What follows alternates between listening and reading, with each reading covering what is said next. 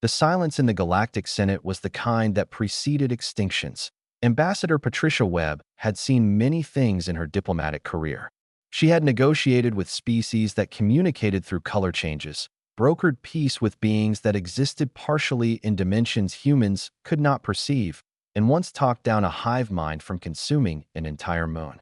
But she had never stood in a room where so many powerful creatures looked at her with such complete pity. High Sovereign Drawl of the Varadi Empire floated above them all on his gravity throne. His body was massive, covered in armored plates the color of dried blood.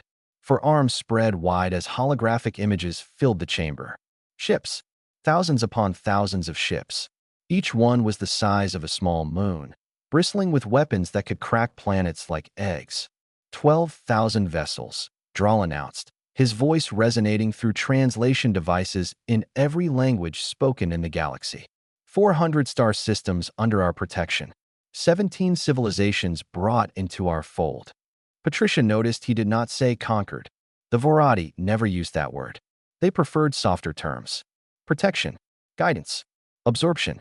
But everyone in the chamber knew what those words really meant.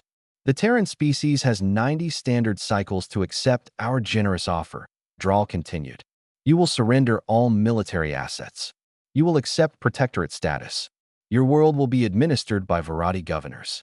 In exchange, you will receive the full benefits of imperial citizenship. The delegates from other species shifted uncomfortably. Some of them had been in this exact position decades ago. The Felari representative closed all 6 of his eyes. He remembered when his people had received the same offer. They had tried to fight. It had not gone well. Patricia cleared her throat. High Sovereign, I have a question. Drawl tilted his massive head. This was unusual. Most species simply begged for more time at this point. Speak. You mentioned that you want our military leadership to come here personally, to formally accept these terms. Yes, it is tradition. The generals and admirals of the absorbed species must kneel before me in the Grand Submission Hall on Keth Prime. This ensures proper respect for the transition of power. All of our generals? You want all of them to come to your throne world. Drawl's mandibles clicked with amusement. Is this a problem? Do you have so few military leaders that you cannot spare them for a simple ceremony? Patricia's expression did something strange. It was small, barely noticeable. Just the slightest curl at the corner of her lips. Among humans, it would be recognized immediately. Among aliens who had never seen the expression before, it meant nothing. She was trying not to smile. No, High Sovereign. We have plenty. I simply wanted to clarify. We accept your invitation to send our generals to Keth Prime. However, I must respectfully decline the surrender portion of your offer. The chamber erupted. Drawl raised one massive arm, and silence fell again. His eyes, all 8 of them, focused on the small human woman below. You decline? Do you understand what you are saying? We will destroy your fleet. We will burn your colonies. Your homeworld will become a mining operation.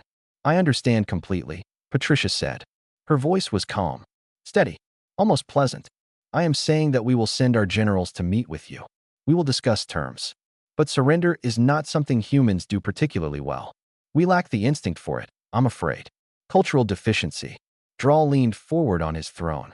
In 400 years of conquest, no species had ever responded this way. Defiance, yes. Desperate bargaining, often. Pathetic threats, occasionally. But this woman spoke as if she were discussing trade agreements, not the extinction of her people. You are either very brave or very foolish, he said. We've been accused of both throughout our history, Patricia replied. Usually at the same time. We will see you on Keth Prime, High Sovereign. I do hope your hospitality matches your reputation. She turned and walked out of the chamber. Not quickly, not slowly. Just walked, as if she had somewhere else to be, and this meeting had been a minor inconvenience in her schedule. The Senate remained silent for a long moment. Finally, one of Drawl's intelligence officers approached the throne. He was smaller than his sovereign, his plates a duller shade, and his voice was uncertain. High Sovereign, I have been monitoring Terran communication channels since the ultimatum was delivered. And are they evacuating? Panicking? Preparing their pathetic defense? The officer hesitated. No, High Sovereign. Then what are they doing? They are laughing, High Sovereign. Their military channels, their civilian networks, their government communications. They received news of our ultimatum, and they are laughing. Drall sat back on his throne. For the first time in decades, he felt something he did not recognize. It was small, just a flicker in the back of his ancient mind. Later, he would learn that humans had a word for it: unease. But at that moment, he simply dismissed it. What threat could a species of soft-skinned, short-lived creatures pose to the greatest empire the galaxy had ever known? He would find out soon enough. 3 weeks after the Senate ultimatum, the most dangerous room in human history held 14 people and one very long table. General Diana Okonkwo finished reading the intelligence file and dropped it on the polished surface. The sound echoed through the United Terran Military Command bunker, 500 meters below Geneva. Around her, 13 of the most decorated military minds in human history sat in various states of amusement. Admiral Yuki Tanaka was the first to break. She started with a snort, then a chuckle, and within seconds she was laughing hard enough to make her water glass shake. "I apologize," she said, wiping her eyes. "It is just, have they truly never fought anyone who shoots back?" General Hamid Nazari, who had earned the nickname the Ghost after disappearing into hostile territory for 6 months and returning with 3 enemy generals as prisoners, picked up his copy of the file. His expression was one of genuine wonder. "Their battle doctrine is standardized across their entire fleet," he said. "Every ship follows the same formations. Every commander uses the same tactics. They have not updated their strategies in 200 years because no one has ever given them a reason to. Because everyone surrenders," Marshal Piotr Volkov added. The logistics specialist leaned back in his chair, his massive frame making the furniture creak. "They show up with big ships, make big threats, and the other species fold. They have never had to actually fight." Diana stood up and walked to the holographic display at the head of the room. With a wave of her hand, she pulled up the complete Varadi military structure. It was impressive in scale and absolutely terrifying in its rigidity. "Command structure flows from the High Sovereign down through 17 layers of authority," she said. "A ship captain cannot fire without approval from his sector admiral. A sector admiral cannot move without orders from a fleet commander. A fleet commander cannot breathe without checking with Keth Prime first. And if we remove the head?" Hamid asked, though his smile suggested he already knew the answer. "The body does not know how to think for itself." Diana turned to face her colleagues. "They have invited our generals to their throne world. They want us to kneel. I propose we accept their invitation." Silence fell over the room. Then Piotr began laughing again. "You want us to walk into the heart of enemy territory?" he asked. "I want us to stand in their throne room while our forces tear their empire apart around them," Diana replied. "They think capturing our leadership will end the war before it starts. They do not understand how human military command works." Yuki nodded slowly. "Our forces are trained to operate independently. Every captain, every squad leader, every private knows the mission. They do not need us giving orders.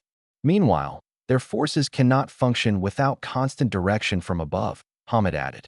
"If we occupy their attention, their entire command structure focuses on us instead of the war." Diana pulled up a new display. 14 human fleet positions scattered across Varadi space, hidden in asteroid fields and gas clouds and the dark spaces between stars. "We have been preparing for this moment for 20 years, she said. "Since the Varadi absorbed the colony and we realized we would be next eventually. Hidden shipyards, secret installations, soldiers trained specifically for this war. They never looked," Piotr said, his voice filled with dark satisfaction. "Their arrogance made them blind. They assumed any species that had not surrendered was simply too primitive to be worth noticing. They noticed us eventually," Yuki said. "Yes, and now they will learn what that attention costs." Diana touched a control, and a single message appeared on every screen in the room. 3 words that would change galactic history. "Operation Laughing Thunder," she said. "We accept their invitation. We go to Keth Prime. And while we stand there, smiling at their emperor, 14 hidden fleets launch simultaneous strikes on their outer colonies, supply lines, and communication relays. They will call for reinforcements," Hamid said. "Their throne world is the most heavily defended position in the galaxy." "They will call," Diana agreed. "But their reinforcements will be too busy dealing with fires in their own systems to respond. By the time they realize what is happening, We will control every strategic choke point between Keth Prime and their outer territories. The room was quiet for a moment. Then Yuki raised her glass of water. To humanity, she said, may our enemies continue to underestimate us. 13 glasses rose to join hers. That night, a single encrypted message was transmitted to every hidden human installation across the galaxy. The soldiers who received it had been waiting years for these words. Some of them had been born in those hidden bases, raised knowing that one day they would be called upon. The message was simple: wake them up. All of them. The greatest military operation in human history had begun. And across the stars, in throne rooms and command centers and diplomatic chambers, the Varadi Empire had no idea what was coming. They would learn soon enough. The Grand Submission Hall of Keth Prime had witnessed the fall of 17 civilizations. Its ceiling rose so high that clouds sometimes formed near the top. Its floor was made from the crushed bones of species that had resisted too strongly. Its walls displayed the weapons of defeated armies, arranged in patterns that told stories of conquest and absorption. High Sovereign Dral had personally overseen the design of every detail. The hall was meant to crush hope, to make any creature standing within it feel small, insignificant, already defeated. It had worked on every species that had entered. Today, it would welcome its 18th conquest. Dral sat upon his gravity throne, floating 20 meters above the floor. Around him, thousands of Varadi nobles filled the observation galleries.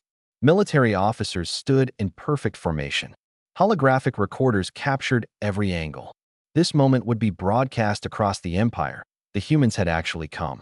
14 of them, arriving in a shuttle so small, it was almost insulting. No warships, no escort fleet.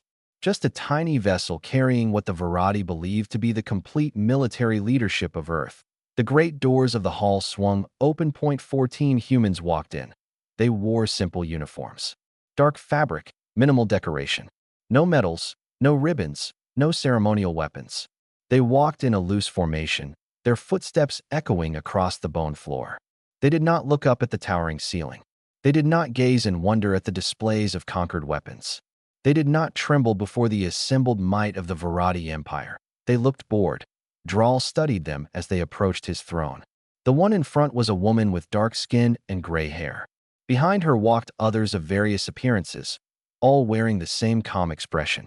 He searched their faces for fear, for desperation, for any sign of the terror that should be consuming them. He found nothing but quiet patience. The lead human stopped at the designated spot, directly beneath his throne. She looked up at him and smiled. High Sovereign Dral, thank you for the invitation. The flight was pleasant, if a bit long. Dral's mandibles clicked with irritation. She spoke as if this were a social visit, as if she had not traveled across the galaxy to surrender her entire species. I am General Diana Okonkwo, she continued. These are my colleagues. We represent the United Terran Military Command. We have come as you requested. You have come to kneel, Dral corrected. You have come to accept Varadi protection and guidance. Ah, Diana nodded slowly. About that, there seems to have been a misunderstanding. A murmur rippled through the watching nobles. This was not how surrender ceremonies went. The conquered species was supposed to beg, to plead, to offer anything for mercy. They were not supposed to speak of misunderstandings. There is no misunderstanding, Dral said. You will surrender, or you will die. Another human stepped forward. Smaller, with sharp eyes and hair pulled back tight. Admiral Yuki Tanaka bowed slightly before speaking. High Sovereign, you asked for our generals. Here we are. But I think you forgot to ask about our armies. Dral leaned forward on his throne. Your armies are irrelevant. My fleet will destroy them within hours of receiving my command. Your fleet. Yuki glanced at Diana, and something passed between them. An understanding. A shared joke. Yes, about your fleet. General Nazari. A third human stepped forward. He was lean, with a beard shot through with gray, and eyes that had seen things that would break lesser minds. High Sovereign, Hamid Nazari said, I must inform you that your outer colonies are currently under attack. 14 simultaneous strikes, launched 6 days ago, timed to reach their targets while we were standing in this very hall. For a moment, nothing happened. Then alarms began screaming. Red lights flashed across the Grand Submission Hall. Officers reached for communication devices. Nobles scrambled for exits. The perfect order of the ceremony collapsed into chaos. Through it all, the 14 humans did not move. Dral's senior admiral burst through a side door, his armored body trembling. He threw himself before the throne, something no Virati was ever supposed to do. High Sovereign. The outer systems. They are everywhere. Who is everywhere? Dral demanded. The humans. The admiral's voice cracked. They are hitting our supply lines, our communication relays, our defensive positions. And they are what? The admiral looked up, and his eyes held something Dral had never seen in a Virati officer before. Fear. They are laughing at us, High Sovereign. On open channels. They are playing music and laughing. Dral turned his gaze back to the 14 humans standing calmly beneath his throne.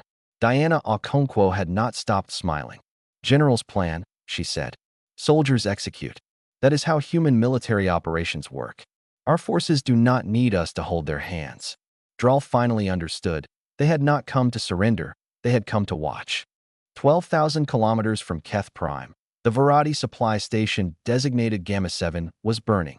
Colonel Amara Singh watched through her helmet display as human fighters weaved between the station's defensive turrets. The Virati weapons were powerful, designed to crack open battleship armor with a single shot. They were also slow. They tracked targets using predictive algorithms that assumed enemies would fly in straight lines. Human pilots had never flown in straight lines in their entire history. Wing 3, push through the gap on the eastern approach, she ordered. Wing 4, keep those turrets busy. Make them waste their charge cycles. Her soldiers moved like shadows. They had trained for this mission for 8 years. Every approach vector, every firing solution, every possible Virati response had been practiced until it became instinct. They did not need to think. They simply acted. The Virati defenders, by contrast, were desperately trying to contact their sector admiral for instructions, and no response came. The admiral was dealing with his own problems, 3 systems away, where another human fleet had just appeared out of the asteroid belt he had declared too dense for military operations. On the station's command deck, the Virati commander screamed into his communication array. I need authorization to deploy the reserve fighters. Someone answer me. His junior officers stood frozen. They had never operated without direct orders. Their entire lives, every decision had come from above. Now the chain of command was silent, and they had no idea what to do. The first human boarding pods hit the station's hull. Meanwhile, on the Virati agricultural world of Pelith, the population of 3 billion was learning what human psychological warfare looked like. There were no bombs. No invasions. Just a single human ship broadcasting on every frequency, every channel, every communication device on the planet. The broadcast was simple. Music. Old Earth music, from a genre called jazz. Upbeat, cheerful, utterly confusing to Virati ears. And between the songs, a human voice speaking in perfect Virati. Attention, citizens of Pelith. We are not here to harm you. We are not here to conquer you. We are here to demonstrate that your empire cannot protect you. Please remain calm. The music will continue for approximately 6 more hours. Refreshments are not available, but we appreciate your patience. The military garrison on Pelith requested guidance from their sector command. They received no response.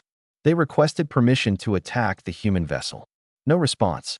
They requested literally anything that would tell them what to do. Silence that. So they sat and listened to jazz, and slowly began to realize that the empire they served might not be as invincible as they had always believed. In the throne room of Keth Prime, a holographic display showed the full scope of the disaster. Red indicators marked human attacks across 14 systems. Yellow indicators showed Virati forces struggling to respond. Gray indicators showed communication relays that had gone offline.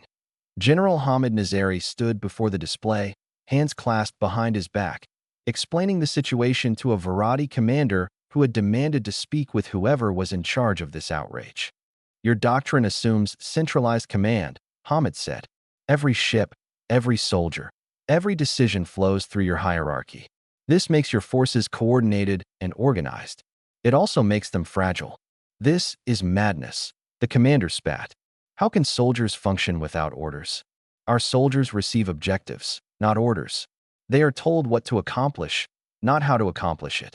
Every captain, every squad leader, Every individual soldier is trained to make decisions, to adapt, to improvise. That is chaos. That is humanity. Hamid smiled. Your empire has conquered species that operated like you do. Centralized, ordered, predictable. You have never faced an enemy where every soldier is capable of independent thought and action. Admiral Yuki Tanaka joined them, her own display showing fleet movements across Varadi space. Your ships are larger than ours, she said. Your weapons are more powerful. In a direct battle, you would destroy us.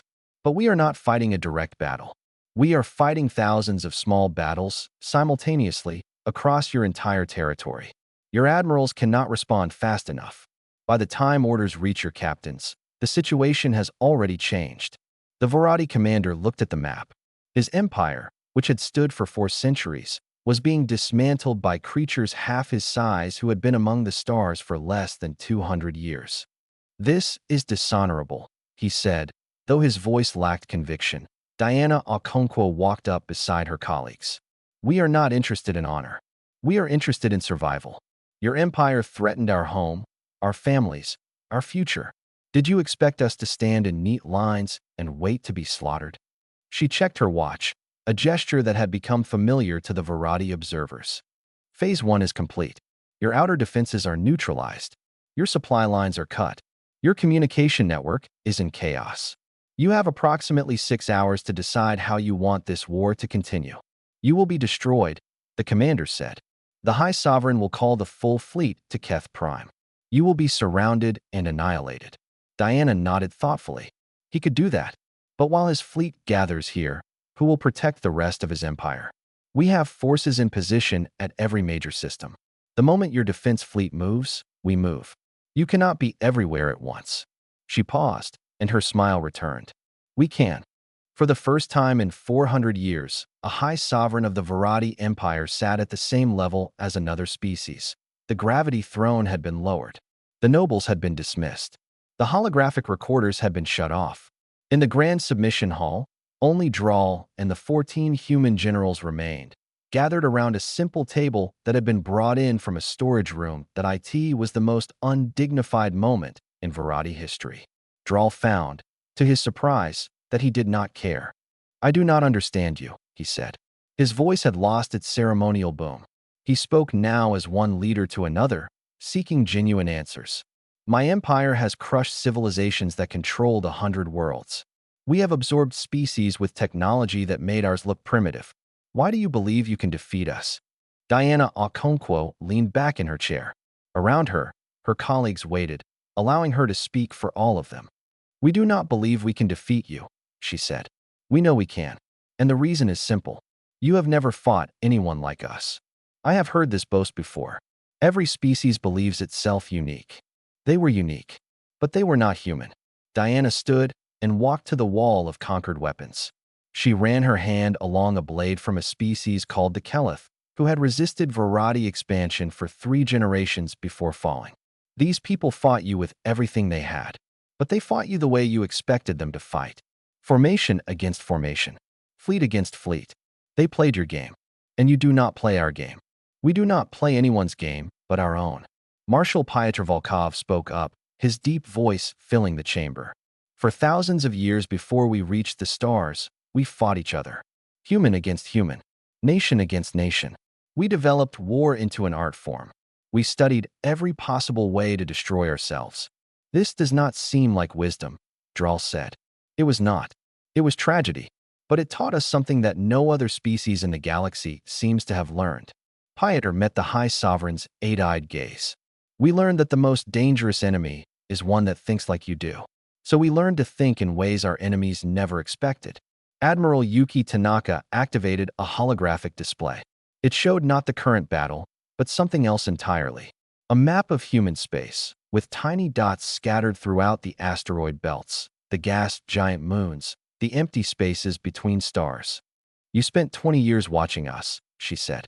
Your spies reported that we had a modest fleet, adequate defenses, nothing that could challenge your empire. They were correct. That was what we wanted you to see.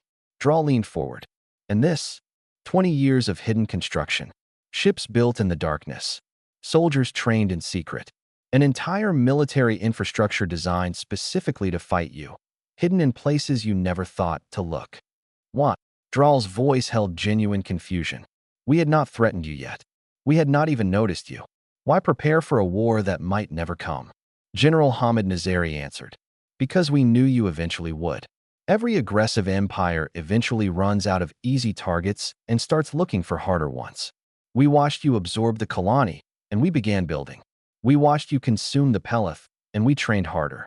By the time you turned your attention to us, we were ready. Draal sat in silence for a long moment. His mind processed what he was hearing, comparing it to everything he knew about warfare and empire. It did not match. Nothing about these creatures matched. You could destroy us, he finally said. Your forces are positioned to cripple my empire. You could burn our worlds, slaughter our people, enforce centuries of Varadi civilization. We could, Diana agreed. But you will not. No, that was never the goal. Diana returned to the table and sat across from the High Sovereign. For the first time, she allowed her expression to soften. Not weakness, but understanding. We do not want your empire. We do not want your worlds or your resources. We want one thing only. What? We want to be left alone. And we want you to tell everyone else in the galaxy to leave us alone too. Draal's mandibles clicked slowly. In his entire reign, no conquered species had ever asked for so little. Most begged for mercy, for survival, for anything. They would have given everything they had to avoid destruction. These humans had brought his empire to its knees, and all they wanted was to be ignored. If I agree to this, he said, what guarantee do I have that you will not simply return to finish what you started? Diana smiled. You have our word. Humans honor their agreements. And more practically, you have seen what happens when you anger us. Do you really want to find out what we do when we feel genuinely threatened? For the first time since his coronation, High Sovereign Draal laughed, not a sound of mockery or superiority, a genuine laugh of understanding. He finally grasped what he was dealing with. I believe, he said, that we have terms to discuss. 3 years later, the Galactic Senate looked very different than a young Varadi diplomat named Sane stood before the assembled representatives, his voice steady and clear. He was proposing something that would have been unthinkable a decade ago, a formal non-aggression treaty between the Varadi Empire and the Terran Federation that N01 objected. No one debated. The motion passed in unanimous silence. The story of what had happened on Keth Prime had spread across every corner of the galaxy, not as a tale of military defeat, but as something stranger, something that made other species question everything they thought they knew about power and conquest. The humans had humiliated the greatest empire in known space, and then they had walked away. They had demanded nothing but peace. And somehow, that was more terrifying than any conquest could have been. On Keth Prime itself, High Sovereign Draal had commissioned a monument. It stood in the center of the Grand Submission Hall, replacing the throne that had floated there for 4 centuries. A statue carved from the rarest stone in the Empire, depicting 14 humans in simple uniforms. They were laughing. The title beneath the statue read, The Generals Who Answered. Some Varadi nobles considered it an insult to their pride. Others, who had been in the hall that day, understood it differently. It was a reminder, a warning, a lesson for future generations about what happened when you challenged a species that found your threats amusing. Ambassador Patricia Webb received the news of the statue while hosting a delegation from the collective of Shar. The Shar were an aggressive species who had been eyeing human space for years, waiting to see how the Varadi situation resolved. Now their admiral sat across from her, studying her expression with all 4 of his compound eyes. We have heard stories, he said carefully, about your generals, about what happened. Stories spread, Patricia replied. They often become exaggerated with time. The Varadi High Sovereign commissioned a statue. The greatest conqueror in the galaxy built a monument to his own defeat. That does not sound like exaggeration. Patricia smiled the same slight smile she had worn in the Senate 3 years ago. It was not a defeat. It was a mutual understanding. The Varadi realized that some species are better left as neighbors than subjects. And if the Shar Collective were to reconsider our territorial ambitions regarding Earth, then I imagine you would receive a similar education. The Admiral shifted uncomfortably in his seat. Is it true that your generals laughed when they saw our fleet composition? Patricia did not answer. She did not need to. Her expression said everything. On Earth, In the military academy outside Geneva, General Diana Okonkwo stood before a classroom of young cadets. She had retired from active command after the Varadi campaign, but she had not stopped teaching. Some lessons were too important to be left to textbooks. The most dangerous weapon in the galaxy is not a ship, she said. It is not a bomb or a fleet or a planet killer. It is an enemy who knows they can win. A cadet raised her hand. General, do you think we will have to fight like that again? Against another empire? Diana looked out the window. The sky was clear and blue, filled with the lights of ships coming and going from orbit. Somewhere out there, other species were watching, waiting, trying to decide if humanity was worth the trouble. Probably, she said. There will always be empires. There will always be those who look at others and see only resources to be taken. And when they come, we will do what humans have always done. When? Another cadet asked. Diana shook her head. Adapt. The winning takes care of itself. Our ancestors survived ice ages and plagues and wars that killed millions. They survived because they learned, they changed, they refused to give up. That is our inheritance. Not weapons or ships or territory. Stubbornness, creativity, the absolute refusal to accept that anything is impossible. She turned back to face her students. Young faces filled with determination and hope. The future of humanity, ready to take their place among the stars. The Varadi thought they understood war. They had conquered 17 civilizations. They had never lost. But they had never faced an enemy that thought of war the way we do. Not as a game with rules, but as a problem to be solved by any means necessary. Far away, in a dark corner of the galaxy, a Shar intelligence officer transmitted his report to the collective's ruling council. His words would be studied and debated for years. Do not engage the humans. They do not fear us. They do not fear anyone. And worse, they find us amusing. The Varadi learned this lesson the hard way. If we are wise, we will learn it from their example. The council listened. They argued. And in the end, they quietly removed Earth from their list of potential targets. Some victories are won without firing a single shot. Humanity had learned this lesson long ago. Now the rest of the galaxy was learning it too.